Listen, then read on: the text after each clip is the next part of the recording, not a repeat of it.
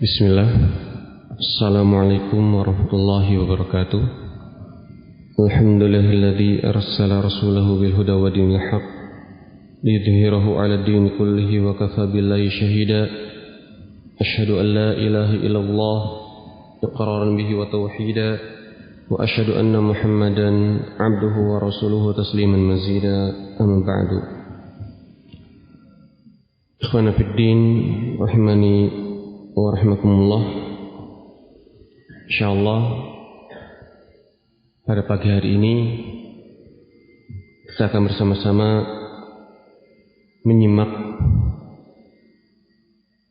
faidah-faidah atau nasihat-nasihat atau wasiat-wasiat yang disampaikan oleh Al-Imam Ibnu Qayyim rahimahullah dalam kitabnya Al-Fawaid.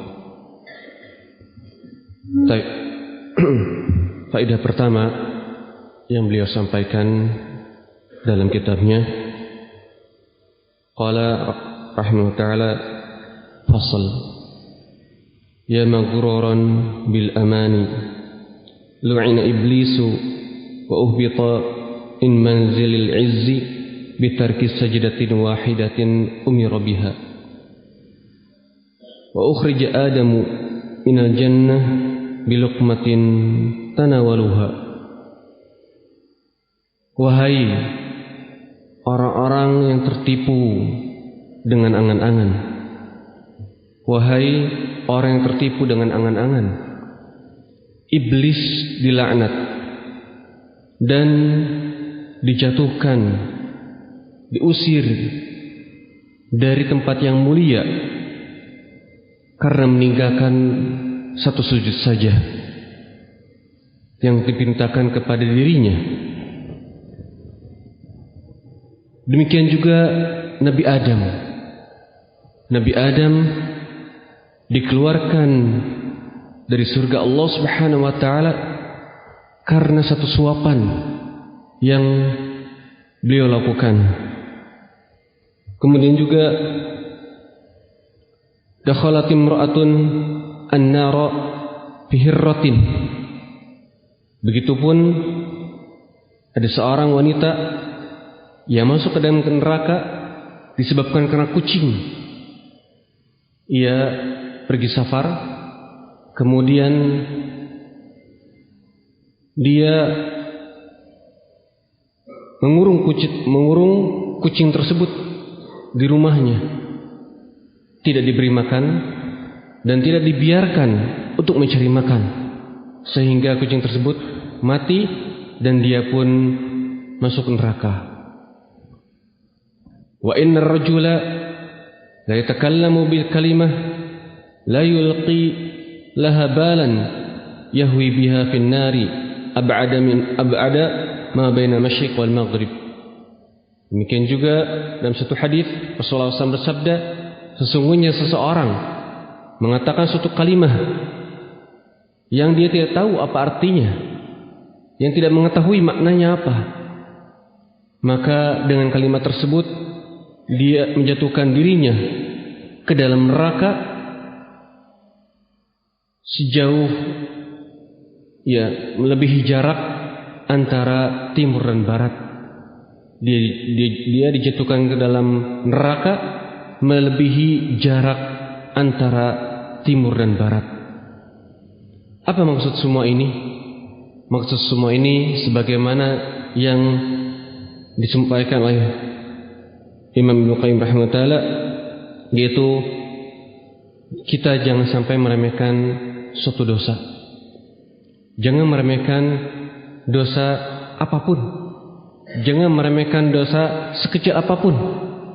Bayangkan iblis, laknatullahi alaih, dia dilaknat oleh Allah Subhanahu wa taala, dijatuhkan dari tempat yang mulia dan diancam dengan neraka karena meninggalkan satu sujud saja.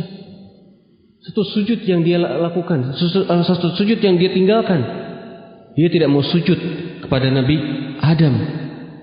Dia melanggar satu perintah yang Allah Subhanahu wa taala perintahkan kepada dirinya.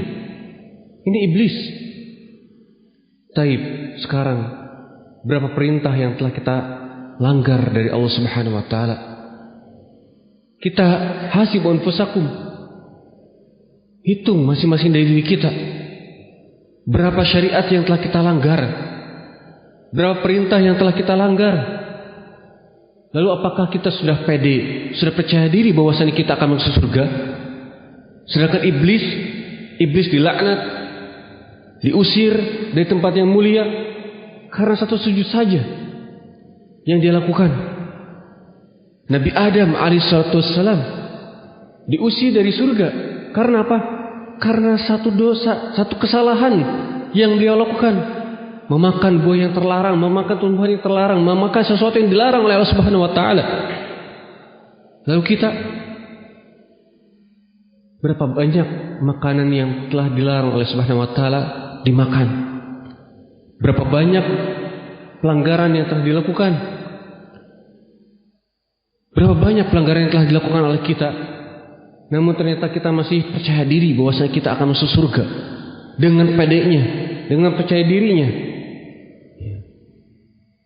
Oleh karena di sini Ibnu Qayyim rahimahullah mengatakan, ya maghrur bil amani, wahai orang yang tertipu dengan khayalan, dengan angan-angan. Apa maksudnya? Kita selalu berangan-angan kita masuk surga, sedangkan kita membawa dosa yang banyak. Ya. Setiap hari lisan kita, anggota tubuh kita bisa jadi tidak terlepas dari dosa. Mata, pendengaran, lisan, tangan, kaki, hati bisa jadi setiap hari tidak terlepas dari dosa. Namun subhanallah, banyak orang yang merasa dia aman, merasa dia sudah diselamatkan dari api neraka. Padahal Nabi Adam beliau diusir dari surga karena satu suapan saja. Karena satu suapan saja Nabi Adam terusir dari surga. Lalu bagaimana dengan kita? Jangan kita tertipu dengan khayalan. Jangan kita tertipu dengan angan-angan. Artinya apa? Artinya kita terus harus berusaha menjadi orang yang bersyukur pada Allah Subhanahu wa taala. Jangan sekali-kali meremehkan dosa. Ya. Lihat tadi seorang wanita masuk neraka karena kucing. Dan seseorang mengatakan suatu kalimat, mengatakan suatu perkataan yang akhirnya membuat dia jatuh ke dalam neraka, ya, sejauh jarak ya yang melebihi timur dan barat. Kita lihat apabila kita lihat sekarang saat ini timur dan barat betapa jauhnya, maka seseorang dengan satu kalimat lebih menjauhkan atau lebih menjatuhkan dia dari menjatuhkan dia, menenggelamkan dia ke dalam api neraka. Oleh karenanya Rasulullah SAW pernah bersabda, ya Aisyah, iyyakum wa muhaqqirati dzunub. Wahai Aisyah, berhati-hatilah engkau dari meremehkan dosa. Berhati-hatilah engkau dari dosa-dosa yang dianggap remeh. Berhati-hati. Karena apa? Karena kebanyakan manusia tertipu dengan hal ini. Menganggap bahwasanya dosa kecil saya bisa gugurkan dengan istighfar. Dosa kecil tenang saja, saya bisa gugurkan dengan salat. Dosa kecil saya bisa gugurkan dengan amal-amal, bisa dengan sedekah. Subhanallah, dia terus remehkan dosa itu. Ternyata ketika dikumpulkan, dosanya sudah sebesar gunung di hadapan Allah Subhanahu wa taala. Oleh karenanya Abdullah bin Mas'ud radhiyallahu anhu pernah mengatakan bahwasanya innal mu'mina yara dzunubahu ka'annahu qa'idun tahta jabalin yakhafu an yaqa 'alaihi.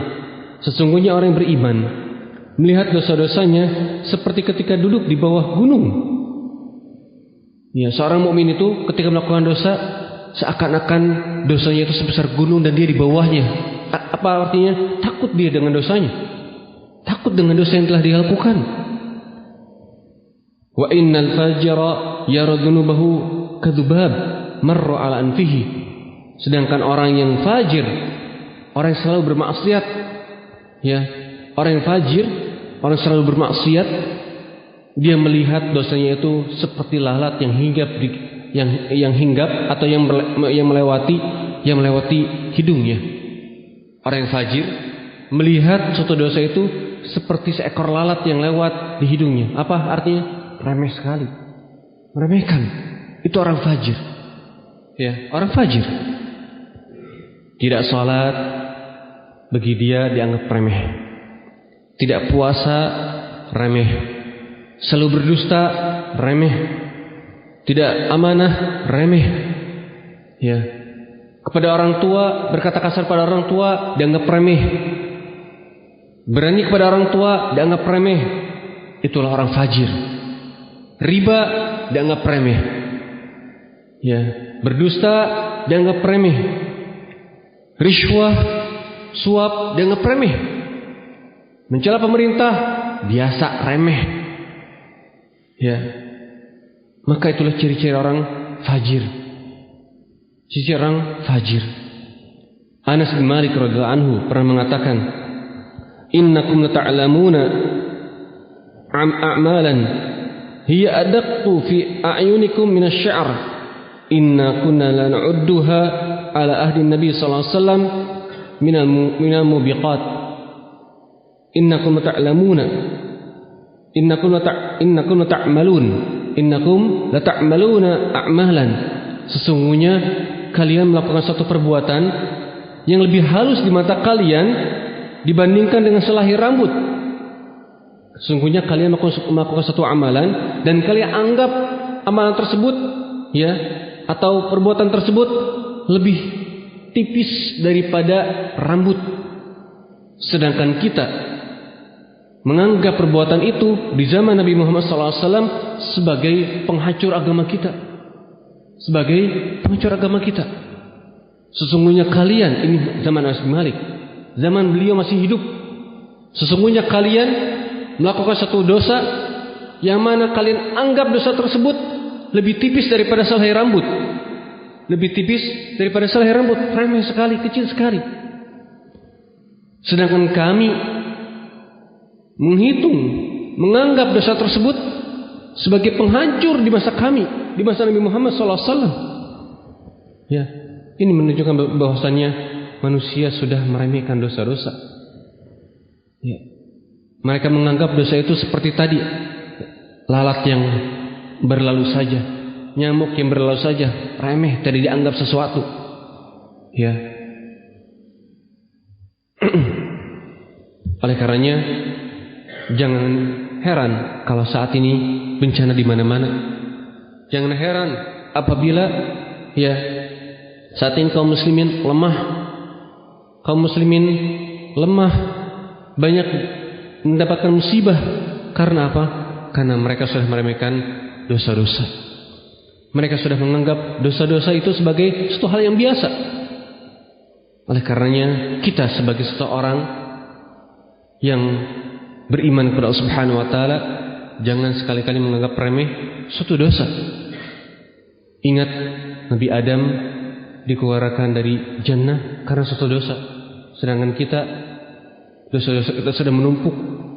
Dosa-dosa kita, waliyadzubillah, entah sudah sebesar apa. Lalu apakah kita masih yakin, masih pede, masih, ya, masih sangat percaya diri bahwasanya kita masuk ke dalam surga? Ya, tentunya kita berharap. Kita berharap memang, dan kita tidak mampu untuk masuk ke dalam neraka, nggak mampu. Kita berharap kita bisa masuk surga, tapi ingat, jangan terlalu pede, jangan terlalu merasa bahwasanya antum ketika antum sudah berjenggot, berjubah, ikut taklim, tiap hari ikut taklim, ya, selalu berjamaah di masjid ini, antum selalu yakin masuk surga Allah Subhanahu wa taala. La. Kita tidak tahu akhir kehidupan kita bagaimana. Ya, jangan remehkan dosa, karena satu dosa yang kita lakukan saat ini bisa menarik dosa-dosa yang lain. Bisa menarik dosa-dosa yang lain. Ya. Kibr, ya, kesombongan jangan sampai ada dalam hati kita. Menganggap remeh orang lain, menganggap orang lain lebih kecil daripada kita, menganggap orang lain lebih hina daripada kita, itu termasuk dosa yang besar. Ujub, kibr. La tadkhulul jannah man kana fi qalbihi la yadkhulul jannah man kana fi qalbihi mithqala dzarratin min kibr. Tidak akan masuk surga seseorang yang memiliki kesombongan dalam hatinya, walaupun sebesar biji sawi, walaupun sebesar anak semut. Sekarang banyak dari kaum muslimin yang meremehkan orang lain. Ya, santri saja terkadang meremehkan temannya. Ya, meremehkan orang, meremehkan temannya yang tidak mampu dalam misalkan mengerjakan suatu soal, mengerjakan suatu tugas. Ya, kemudian terkadang kita meremehkan misalkan masyarakat umum yang di luar sana. Ya, meremehkan bahwasanya kita sudah diberikan hidayah, kita diberikan cahaya sunnah, kita lebih baik daripada mereka. Padahal ternyata amal sunnah banyak yang kita tinggalkan, sedangkan mereka banyak yang menganggap, banyak yang istiqomah dalam amalan sunnah. Ya, salat tahajud mereka jalankan, salat witir mereka tidak pernah tinggalkan. Sedangkan kita, di antara kita mungkin sudah lupa kapan terakhir melakukan witir, kapan terakhir melakukan salat tahajud. Ya, tapi ternyata kita masih meremehkan mereka. Itulah kibr, itulah ujub. Nah, itulah yang akan menjadi seseorang terhalang dari surga Allah Subhanahu wa taala, bahkan terusir dari surga Allah Subhanahu wa taala. La tuhaqqiru adz-dzunub. Jangan kita menjadi orang-orang yang meremehkan suatu dosa. Kemudian faedah berikutnya dari Ibnu Qayyim rahimahullah taala, qala Allah taala walladzina jahadu fina lanahdiyanahum subulana walladzina jahadu fina lanahdiyanahum subulana. Dan orang-orang yang bersungguh-sungguh di jalan kami, maka kami akan tunjukkan jalan-jalannya. Barang siapa yang bersungguh-sungguh untuk di jalan kami, maka kami akan tunjukkan jalan-jalannya. Ya. Di sini lihat, qala Ibnu Qayyim rahimahullah taala, allaqa subhanahu al-hidayata bil jihad. Fa akmalun nasi hidayatan a'dhamuhum jihadan. Allah Subhanahu wa taala mengkaitkan hidayah dengan kesungguhan, dengan jihad, dengan kesungguhan. Fa akmalun nasi hidayatan a'dhamuhum jihadan. Dan orang yang paling sempurna hidayahnya adalah orang yang paling bersungguh-sungguh di jalan Allah Subhanahu wa taala. Bersungguh-sungguh. Kalau kita ingin mendapatkan hidayah dari Allah Subhanahu wa taala, maka bersungguh-sungguhlah. Bersungguh-sungguh. Ya, jangan bersantai-santai. Kalau tadi meremehkan dosa, sekarang meremehkan amalan. Ya, saya tenang saja, sudah sekolah di pondok, jadi seorang santri hafal Quran, aman. Ya, sudah dapat kartu surga Allah Subhanahu wa taala. Ya, tidak seperti itu ya ikhwah. Tidak seperti itu. Ya. Yang namanya surga, yang namanya hidayah, perlu kita terus usahakan, perlu kita terus bersungguh-sungguh. Apabila Rasulullah SAW sampai akhir hayatnya, antum kalau misalkan lihat, baca atau misalkan membaca sirah nabawiyah, bagaimana Rasulullah SAW ketika beliau sakit sampai pingsan. Karena sakit-sakitnya beliau sampai pingsan. Tapi ketika pingsan, apa yang beliau lakukan? Beliau memerintahkan keluarga, memerintahkan Aisyah radhiyallahu anha untuk mengambilkan air wudu. Untuk apa? Untuk sholat. Dan beliau memaksa untuk sholat berjamaah di masjid. Akhirnya dipapah oleh Al-Abbas dan juga Ali bin Abi Thalib. Untuk apa? Untuk sholat berjamaah di masjid. Dalam keadaan beliau sudah bersusah payah, sakit, lemas. Bayangkan apakah antum saat ini pernah sakit kemudian sampai pingsan, kemudian antum memaksa untuk sholat berjamaah di masjid. Kemungkinan orang kalau misalkan sudah pingsan, nggak akan memikirkan itu, memikirkannya kesehatan dulu. Bagaimana dia bisa sehat? Akhirnya apa? Sholat di rumah saja dengan berbaring. Tapi Rasulullah SAW ketika beliau sadar dari sakitnya, apa yang beliau inginkan? Sholat berjamaah di masjid, mengimami kaum muslimin. Karena apa? Karena beliau sadar bahwasannya hidayah, bahwasannya surga tidak bisa didapatkan dengan santai-santai. Ya. Wa innal hujibatil jannah bil makarih. Yang namanya surga itu dilapisi dengan hal-hal yang kita benci. Tidak bisa kita mendapatkan surga dengan santai-santai. Tidak bisa kita mendapatkan surga ya, dengan tidur, ya, dengan jalan-jalan, dengan rekreasi, dengan sesuatu hal yang ringan. Tidak. Ya, surga itu didapati dengan perjuangan. Surga itu didapati dengan pengorbanan. Kita lihat para sahabat. Di antara mereka ada yang kehilangan kedua lengannya, seperti Ja'far bin Abi Thalib. Di antara mereka, ya, ketika mereka mencari surga Allah Subhanahu wa taala, ada yang ditindih dengan batu yang besar di bawah terik matahari, seperti yang dialami oleh Bilal. Di antara mereka ada yang sampai memakan rumputan sebagaimana dialami oleh Rasulullah SAW dan juga para sahabat ketika diboikot oleh Quraisy. Dan juga di antara mereka atau Rasulullah SAW dan juga para sahabat ketika perang Khandaq, mereka apa?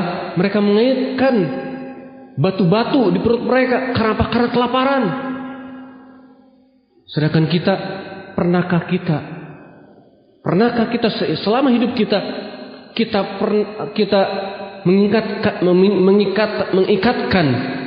mengikat batu di perut kita untuk menahan lapar? Pernahkah kita lakukan itu? Tidak pernah.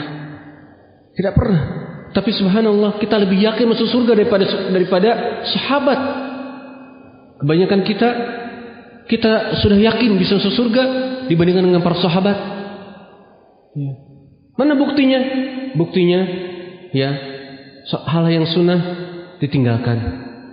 Zikir pagi dan petang, zikir setelah salat tidak dilakukan. Ya.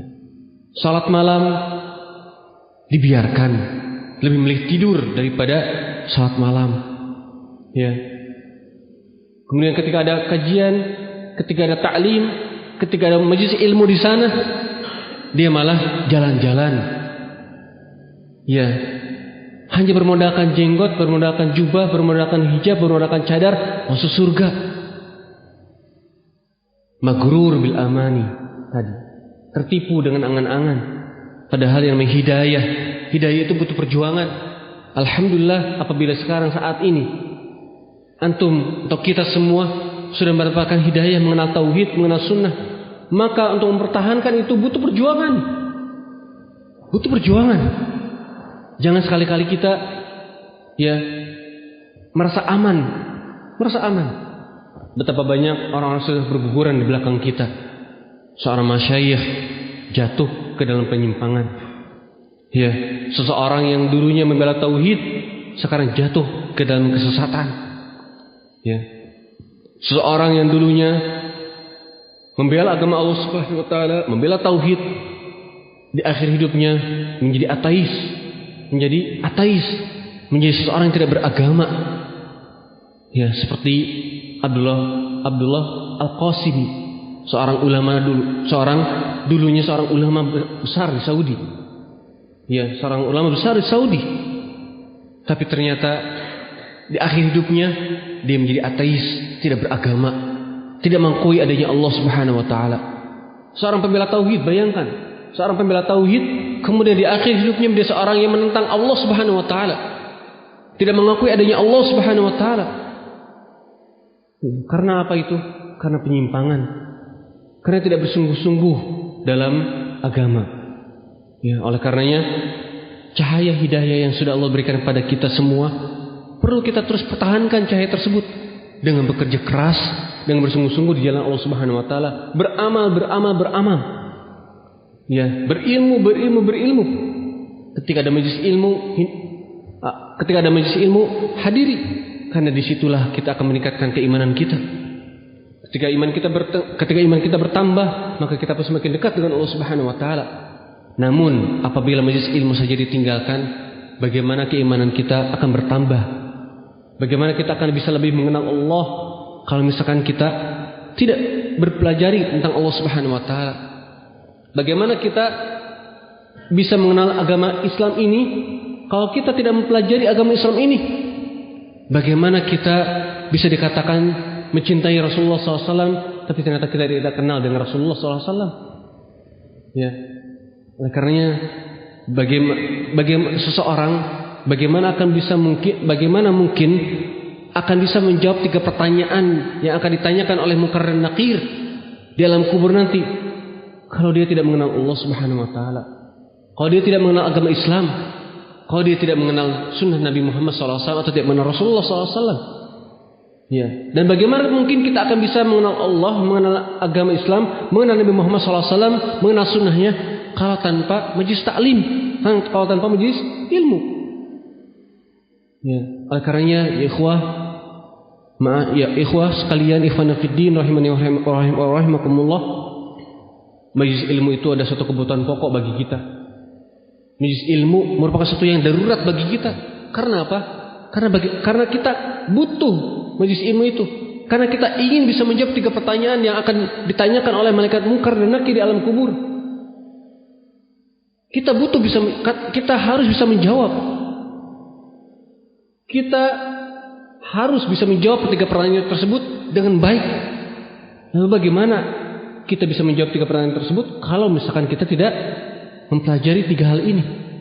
Maka majlis ta'lim menjadi satu kebutuhan pokok bagi kita, melebihi makanan dan minuman. Ya. Wa afradul jihadun nafsi, dan jihad yang paling wajib untuk kita lakukan ya adalah jihadun nafs, memerangi diri kita. Kenapa? Karena diri kita selalu memerintahkan kepada kejelekan. Wa inna nafsal ammartum bisu. Sesungguhnya jiwa ini selalu memerintahkan kepada kejelekan. Ketika jiwa ini, ya misalkan ada jadwal taklim, ada jadwal taklim. Kemudian jiwa ini, udahlah, kamu baru pulang dari kantor, baru pulang dari pekerjaan, santai dulu saja. Taklim kan besok lagi, santai sekarang, minum kopi, santai-santai dulu, sudah, ya duduk saja di rumah, online saja. Kan sekarang ada streaming, duduk saja di rumah. Sambil ngopi, streaming, antum bisa menggabungkan 2 hal. Bisa santai di rumah, bisa istirahat di rumah, taklim pun dapat. Di antara bisikan hati. Ya, ketika dia lakukan di rumah sambil ngopi, ya, ternyata apakah syaitan membiarkan? Enggak. Ya, lihat tuh di sana ada pekerjaan yang belum beres, tinggalkan itu streaming, kerjakan yang lain. Itu lebih penting. Akhirnya dia tinggalkan majlis ilmu, streaming yang enggak dapat. Ya. Tidakkah ini selalu terjadi pada diri kita? Ya, ketika azan berkumandang, ya kita mau salat sunnah, sudah santai dulu, tenang. Waktu iqamah masih lama. Santai dulu saja. Ya, dia mau salat sunnah nih, santai dulu saja. Ya, santai dulu saja, tenang, masih lama. Yang namanya adzan dan iqamah masih lama, tenang saja. Pasti mau berangkat ke masjid. Ya, ternyata dia misalkan ada halangan dulu ke WC atau yang sebagainya. Akhirnya dia masuk ke masjid dalam keadaan dia masbuk atau kehilangan jamaah bahkan. Ya.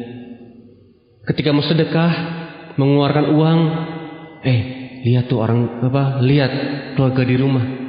Mereka masih butuh. Lihat orang tua tuh masih butuh. Lihat tetangga tuh masih butuh. Sudah, simpan dulu uangnya untuk nanti lagi. Ya. Mereka pengemis-pengemis ini di depan ini masih banyak orang yang memberi, sudah simpan lagi uangnya, tidak jadi sedekah akhirnya. Itulah jiwa. Nah, seperti jiwa-jiwa seperti itu atau bisikan seperti itu harus dilawan, dan itulah sebaik-baik jihad. Itulah kewajiban yang paling besar dalam berjihad, yaitu jihadun nafs, melawan diri kita. Ya. Dan juga jihad yang lainnya, jihad melawan hawa nafsu, jihad melawan syaitan, dan jihad melawan dunia. Kata Ibnu Qayyim rahimahullah ta'ala, jihad melawan dunia. Dunia selalu membuat orang lalai. Dunia selalu membuat orang-orang terlena.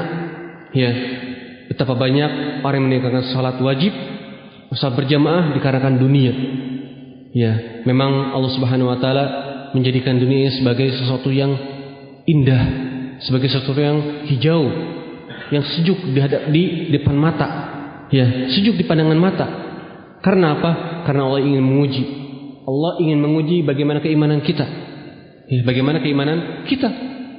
Nah, banyak orang yang meninggalkan salat berjamaah, banyak orang yang meninggalkan puasa karena dunia. Banyak orang yang meninggalkan majelis taklim karena dunia. Banyak orang ya yang dia tidak mentarbiyah anaknya, tidak mendidik anaknya karena dunia. Nah, kemudian faedah berikutnya, qala Ibnu Qayyim rahimahullah taala, al-ladzatu tabi'atun lil mahabbah, taqwa biquwwatiha wa tad'ufu bidha'fiha, fa kullama kanat ar-raghbah fil mahbubi wa syauqu ilaihi aqwa, kanat al-ladzatu bil wusul ilaihi atam. Kelezatan itu selalu mengikuti kecintaan. Kelezatan itu selalu mengikuti kecintaan. Kelezatan akan semakin kuat. Ya, kita akan semakin menikmati sesuatu kalau semakin kuat cinta kita kepada sesuatu.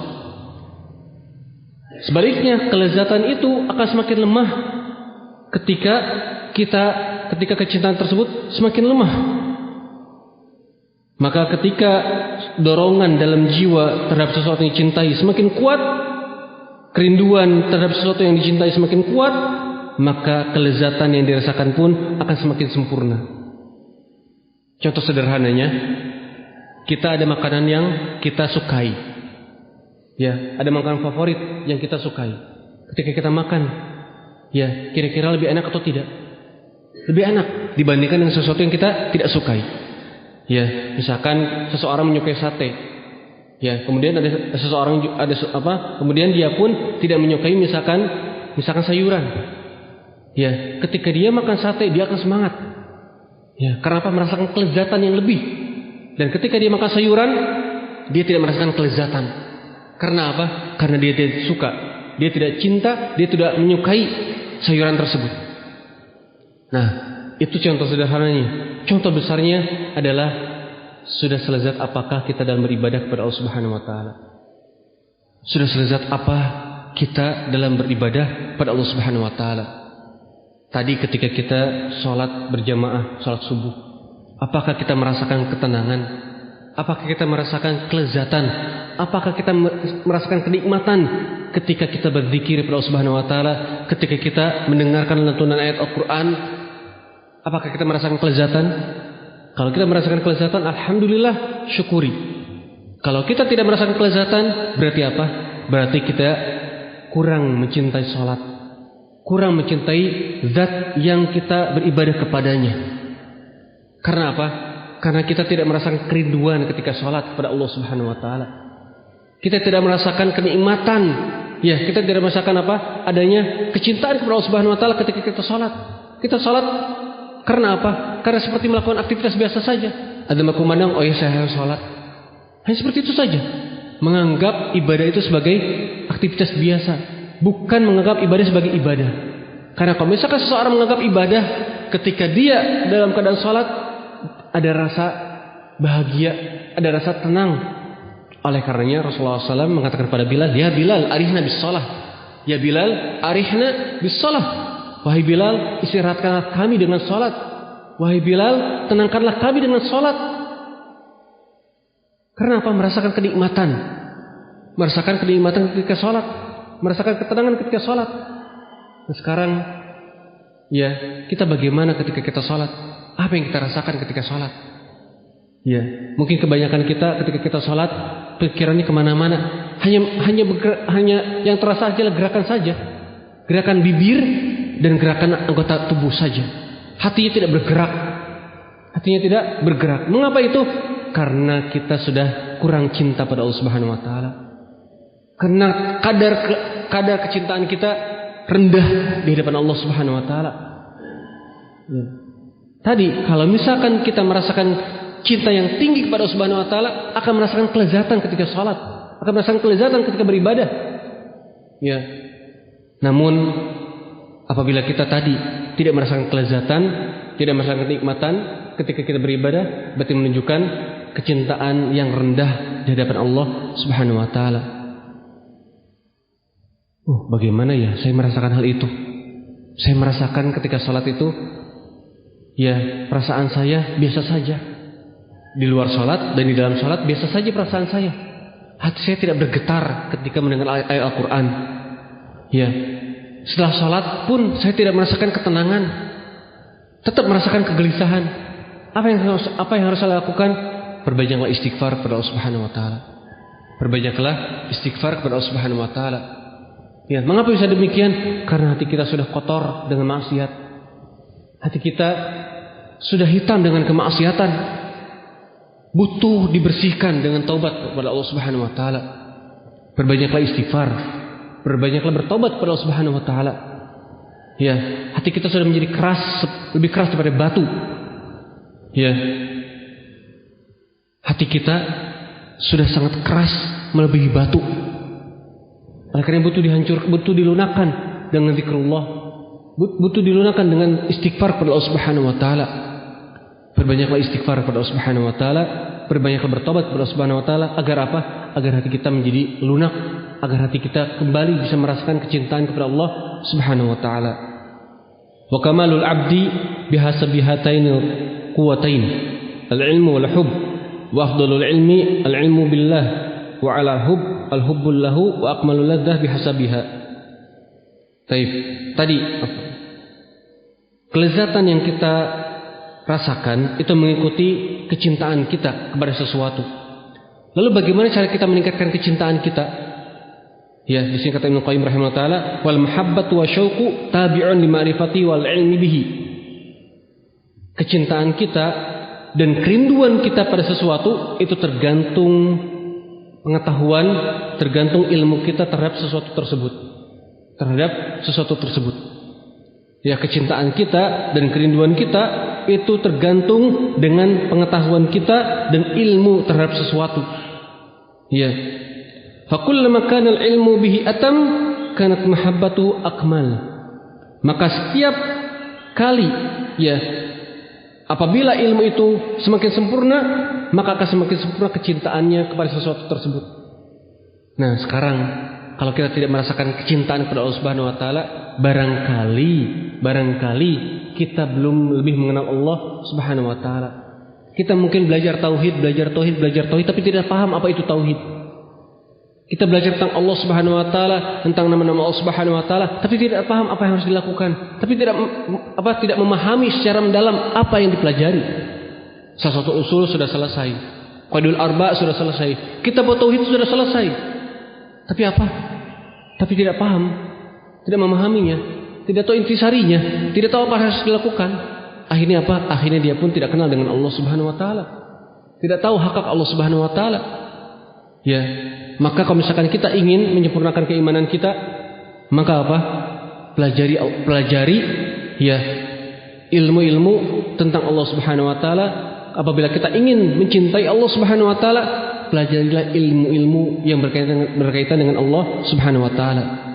Kayak sekarang, kenapa orang-orang di luar sana banyak yang cinta pada kuburan? Datang ke kuburan sampai menangis-nangis. Atau misalkan datang kepada seorang yang dianggap memiliki kesaktian, dia datang ke sana kemudian dicium-cium, menangis, merasakan kecintaan pada mereka. Karena apa? Karena mereka paham bahwasanya orang tersebut bisa mendatangkan manfaat bagi mereka dengan pemahaman yang salah. Tapi mereka intinya dapat pengetahuan, mereka dapat pemahaman. Ya, mereka dapat pemahaman meskipun pemahamannya salah. Nah, tapi mereka dengan pemahaman yang salah itu bisa mencintai orang yang salah tadi. Maka kenapa kita saat ini ya tidak melakukan hal tersebut kepada Allah Subhanahu wa taala? Mengapa? Dikarenakan tadi kita belum mengenal Allah Subhanahu wa taala dengan baik. Kita belum mengenal Allah Subhanahu wa taala dengan baik. Ya, kita belum mempelajari nama-nama Allah Subhanahu wa taala dengan baik. Kita belum mempelajari hak Allah Subhanahu wa taala dengan semestinya. Makanya kita merasa asing dengan Allah Subhanahu wa taala. Ya. Oleh karena itu apabila kita ingin ya kecintaan kita sempurna, maka bekerja keraslah, bersungguh-sungguhlah dalam mencari ilmu tentang Allah Subhanahu wa taala agar apa? Agar tumbuh kecintaan. Setelah tumbuh kecintaan, tumbuh kelezatan dalam beribadah. Makanya kenapa para sahabat mereka bisa beribadah dalam keadaan mereka ya seakan-akan mereka tidak hidup di dunia ini, seakan-akan mereka pindah ke dunia yang lain ketika mereka beribadah. Ya, contoh antum pernah mendengar bagaimana seorang sahabat sedang sholat kemudian kena anak panah berdarah tapi tetap sholat. Tetap sholat. Ya, mengapa itu? Karena merasakan kelezatan yang melebihi rasa sakit. Ketika mereka sholat, mereka merasakan kelezatan yang melebihi rasa sakit. Ya, misalkan antum sedang enak makan, kemudian ada nyamuk yang menggigit. Ya, antum sedang enak makan, kadang antum tidak merasakan gigitan tersebut. Lihat ketika sadar-sadar, lihat nyamuk tersebut sudah besar karena sudah menghisap darah yang banyak. Tapi antum tidak perhatian, kenapa? Antum saking senangnya makan, saking nikmatnya makan, tidak merasa bahwasanya ada sesuatu yang menggigit.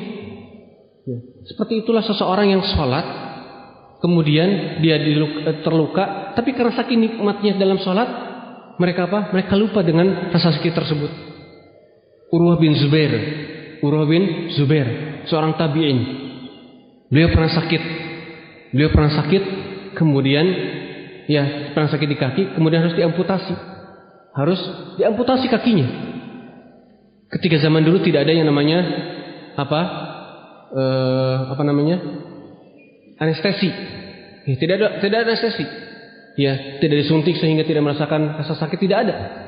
Bagaimana cara orang-orang dulu atau bagaimana beliau agar tidak merasakan atau mengurangi rasa sakitnya? Urwah bin Zubair mengatakan kepada tabibnya ketika itu, tolong potong kaki saya ketika saya sedang sholat.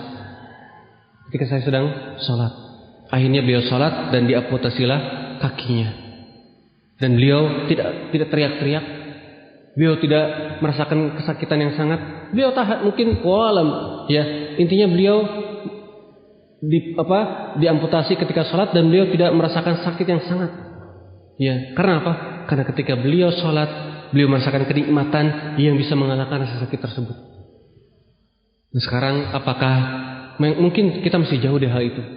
Karena kita bukan tabi'in, kita bukan sahabat.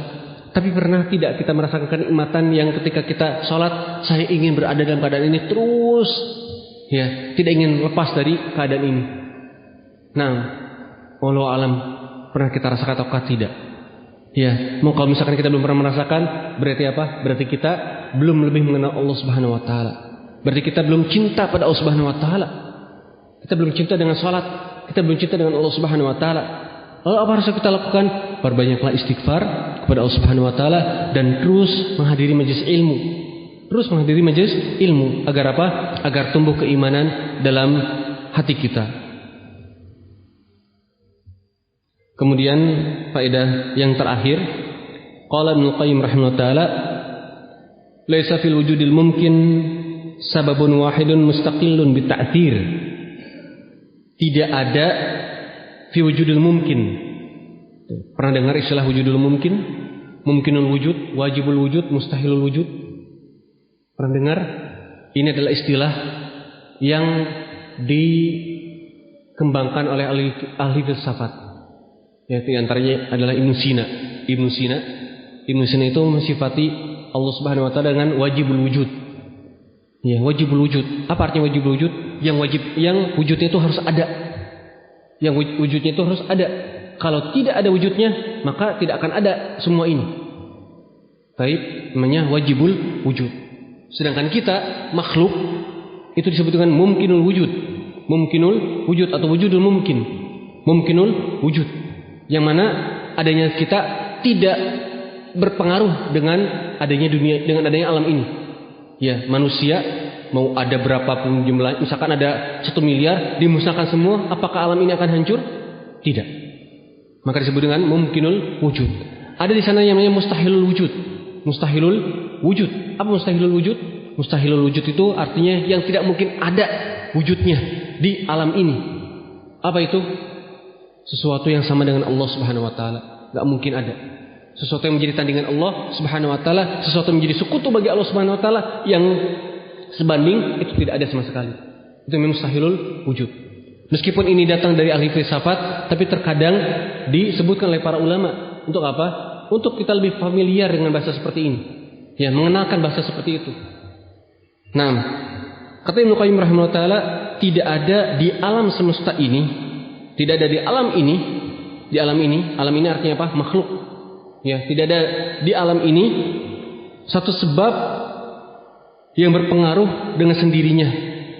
Satu sebab yang berpengaruh dengan sendirinya.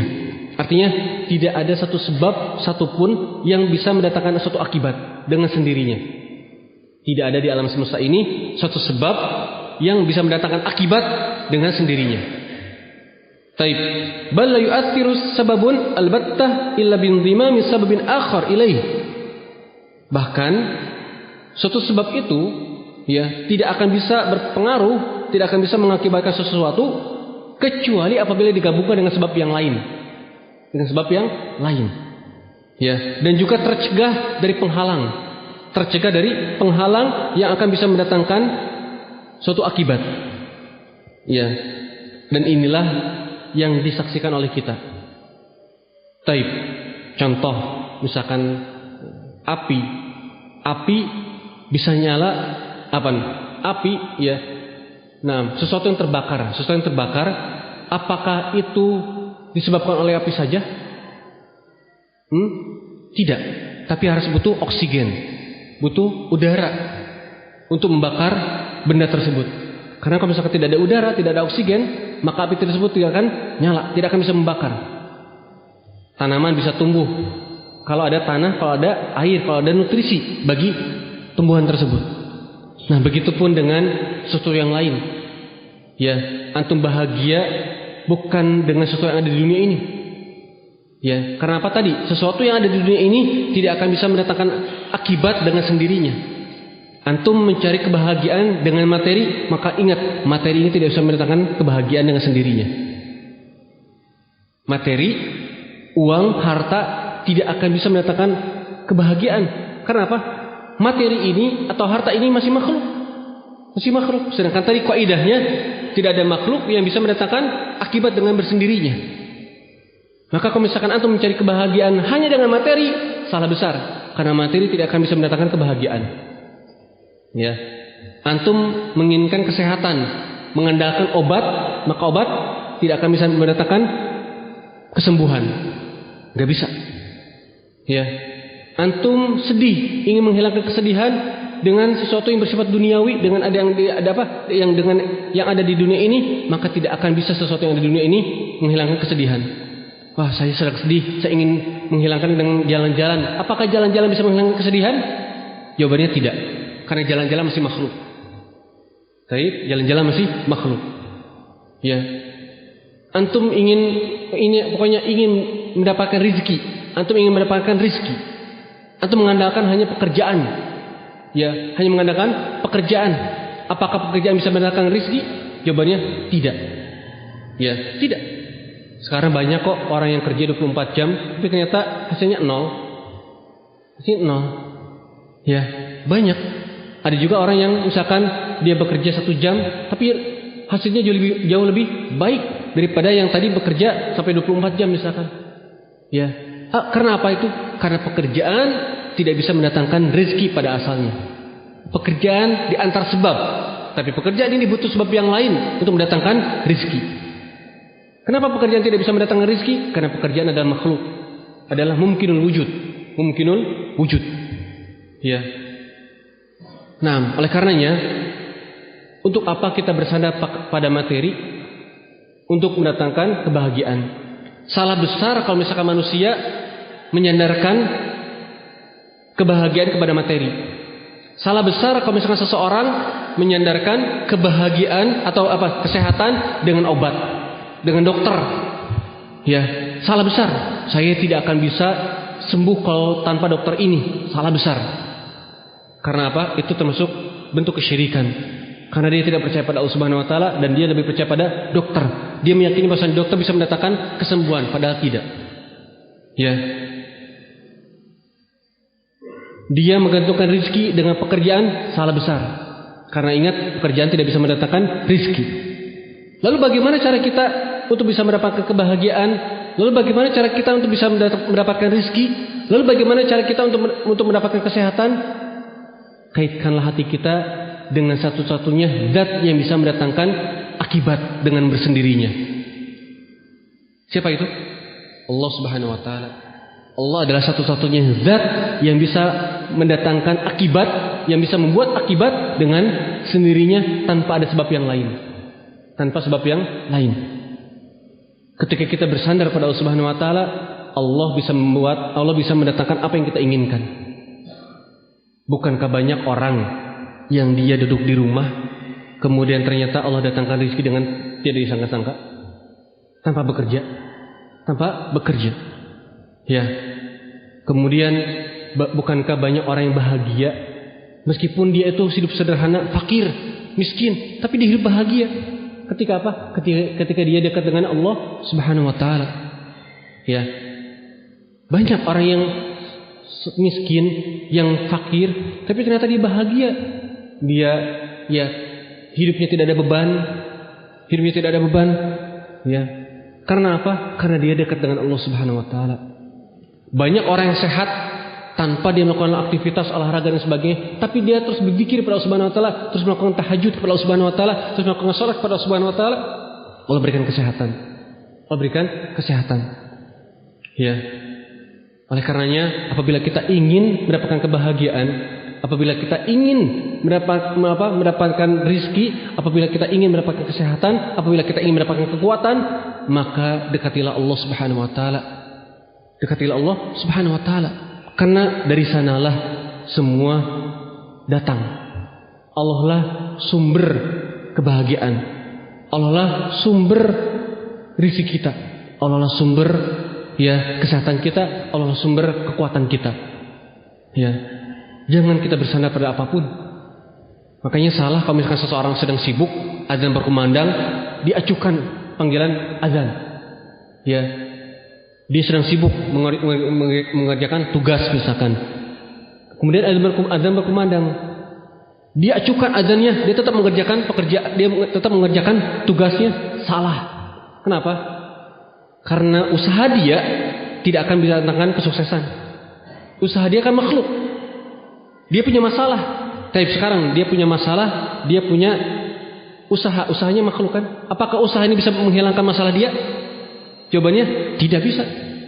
Kalau dia ingin menyelesaikan masalah, pergi dulu jawab panggilan Allah Subhanahu wa taala, minta bantuan kepada Allah Subhanahu wa taala agar Allah menyelesaikan masalahnya. Karena hanya Allah yang bisa menyelesaikan masalah dia.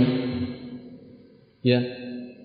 Kalau dia terus menggantungkan untuk menyelesaikan masalah pada kemampuan dirinya, dia akan stres. Tidak akan mampu. Karena ingat, pada asalnya manusia itu lemah. Innal insanu khuliqa khuliqal insanu dha'ifa wa khuliqal insanu dha'ifa. Manusia itu diciptakan dalam keadaan lemah. Makanya ketika ada masalah, ketika dia dihadapkan dengan masalah, jangan mengandalkan dirinya. Ketika dia ada masalah, ambil air wudu, salat 2 rakaat, minta bantuan pada Allah Subhanahu wa taala.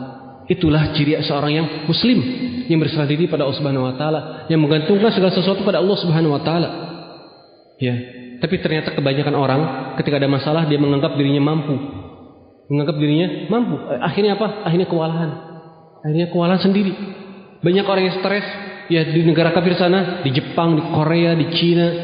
Ya, banyak orang stres kenapa? Karena mereka mengandalkan penyelesaian masalah dengan kemampuannya sendiri. Ya, dia memaksakan dirinya untuk menyelesaikan suatu masalah yang mana padahal dirinya sendiri lemah. Ya, akhirnya dia tidak mampu. Ya, maka seorang muslim apabila ingin menyelesaikan suatu masalah, maka apa? Sandarkanlah semuanya pada Allah Subhanahu wa taala. Usaha memang ya, dalam bukan berarti kita harus bukan berarti ikhtiar itu tidak bermanfaat. Tidak, ikhtiar tetap bermanfaat. Tapi jangan sampai kita jadikan ikhtiar sebagai sandaran utama. Ya, jangan sampai tidak ada tawakal sama sekali. Salah. Kita ikhtiar tapi tetap tawakal yang lebih kita utamakan pada Allah Subhanahu wa taala. Yakin pada Allah Subhanahu wa taala. Bahkan kata Ibnu Qayyim rahimahullah taala, ya, yakinnya kita atas kepada Allah Subhanahu wa taala harus kita lebih yakini daripada air ini untuk menghilangkan dahaga. Sekarang air ada di hadapan di tangan Anda. Kemungkinan Anda bisa menghilangkan dahaga berapa persen? 99% mungkin bisa dikatakan. 1%-nya kalau misalkan ini jatuh atau tumpah. Ya, taib. Nah, seperti itulah keyakinan kita kepada Allah Subhanahu wa taala. Harus lebih yakin daripada keyakinan kita pada air yang tadi ada di tangan Anda. Ya. Kita harus lebih yakin bahwasanya Allah bisa menyelesaikan masalah, bahwasanya Allah Subhanahu wa taala bisa mendatangkan kebahagiaan daripada keyakinan kita tadi pada air. Ya. Sekarang kira-kira keyakinan kita pada Allah ketika menyelesaikan masalah, ketika kita ingin mendapatkan kebahagiaan, sudah yakin itu enggak? Sudah yakin itu enggak? Kayaknya belum. Kenapa belum? Karena hati kita kotor. Hati kita kotor. Ya, padahal kata Ibnu Qayyim rahimahullah taala, kata Abu Hatim Al-Busti rahimahullah taala, bahwasanya yang namanya tawakal itu adalah qarinu tauhid. Tawakal itu adalah qarinu tauhid, teman dekatnya tauhid. Teman dekatnya tauhid. Kalau tauhid seseorang kuat, tawakalnya pun akan kuat. Sekarang tadi kembali pada keyakinan tadi. Keyakinan kita kepada Allah Subhanahu wa taala ketika Allah bisa menyelesaikan masalah kita berapa persen? Kalau misalkan masih rendah, berarti tauhid kita pun masih rendah. Kalau tauhid kita masih rendah, jangan sok jadi muwahhidin. Ya, ana muwahhidin. Ternyata tawakalnya kurang. Berarti belum jadi muwahhidin dengan baik. Belum jadi muwahhidin. Ya, kita masih berharap. Tapi jangan terlalu yakin dengan kita bahwasanya kita adalah muwahhidin. Ya. Karena apa? Karena keyakinan kita pun masih kurang. Tauhid kita pun masih kurang. Harus banyak belajar, harus banyak beristighfar kepada Allah Subhanahu wa taala, harus banyak menghadiri majelis ilmu, harus banyak beramal kepada Allah Subhanahu wa taala agar kita lebih dekat dengan Allah Subhanahu wa taala, dan tadi agar kita bisa menjadi hamba Allah Subhanahu wa taala yang menjadi muwahhid, yang mentauhidkan Allah Subhanahu wa taala, sehingga tadi muncul tawakal yang besar di hati kita melebihi tawakalnya air ini untuk menghilangkan dahaga. Ya. Nah, mungkin itu yang bisa saya sampaikan dalam kesempatan pagi hari ini. Mudah-mudahan bermanfaat bagi kita semua. Mudah-mudahan menjadi pelajaran yang penting bagi kita, karena apa yang tadi disampaikan Ibnu Qayyim rahimahullah adalah faidah yang besar yang beliau sudah simpulkan dari nas-nas Al-Quran, dari hadis-hadis Rasulullah SAW. Kita tinggal ambil, kita tinggal makan. Ibnu Qayyim menyuapi kita dengan faedah tersebut, maka kita ingat faedah itu, kita jalankan ya nasihat-nasihat yang beliau menasihatkan pada kita. Atau secara ringkas, mimbabil murajaah, yang nasihat yang pertama ya, yang Ibnu Qayyim rahimahullah taala sampaikan yang terakhir ini, jangan kita bersandar pada sebab yang masih makhluk. Jangan kita bersandar pada makhluk yang masih merupakan sebab yang tidak bisa mendatangkan akibat. Jangan kita bersandar pada makhluk, karena makhluk adalah sebab yang tidak bisa mendatangkan akibat dalam semua keinginan kita. Antum ingin bahagia, jangan bersandar pada makhluk, karena makhluk adalah sebab yang tidak bisa mendatangkan akibat. Taib. Kemudian yang kedua, faedah yang kedua apa? Kelezatan selalu mengikuti kecintaan kita. Kelezatan selalu mengikuti rasa cinta kita pada sesuatu. Semakin besar rasa cinta, semakin lezat kita dalam merasakan sesuatu. Ya, dan rasa cinta ini tergantung pada ilmu kita. Semakin kita berilmu, semakin cinta pada sesuatu. Ya. Berarti kalau misalkan kita tidak cinta pada Allah Subhanahu wa taala, berarti ilmu kita kurang pada Allah Subhanahu wa taala, kurang tentang Allah Subhanahu wa taala. Kemudian yang berikutnya, bahwasannya hidayah itu tergantung dengan kesungguhan kita. Semakin kita bersungguh-sungguh, semakin hidayah Allah Subhanahu wa taala nampak pada diri kita. Ya, hidayah ini seperti cahaya. Kalau misalkan cahaya ini tidak dipertahankan dengan kesungguhan, maka cahaya ini pun akan redup, bahkan mungkin akan padam kalau tanpa kesungguhan. Yang terakhir, bahwasannya jangan kita meremehkan suatu dosa. Jangan kita meremehkan suatu dosa. Ya, jangan kita tertipu dengan angan-angan. Jangan kita tertipu dengan angan-angan, dengan amalan dengan dosa-dosa yang banyak. Ya, jangan ketika seseorang meremehkan dosa, kemudian melakukan terus senantiasa jatuh ke dalam dosa, dia pun masih berangan-angan bahwasanya dia percaya diri masuk surga Allah Subhanahu wa taala. Karena ingat, Nabi Adam dikeluarkan dari surga Allah Subhanahu wa taala hanya dengan satu suapan saja, satu kesalahan saja. Lalu bagaimana dengan kita yang sudah banyak melakukan kesalahan? Perbanyaklah istighfar kepada Allah Subhanahu wa taala, perbanyaklah bertobat kepada Allah Subhanahu wa taala, terus beramal kepada Allah Subhanahu wa taala, dan jadilah seseorang yang senantiasa bersyukur kepada Allah Subhanahu wa taala. Wallahu ta'ala alam. Subhanakallah bihamdik, asyhadu an la ilaha illa anta, astaghfiruka wa atubu ilaik. Wassalamu alaikum warahmatullahi wabarakatuh.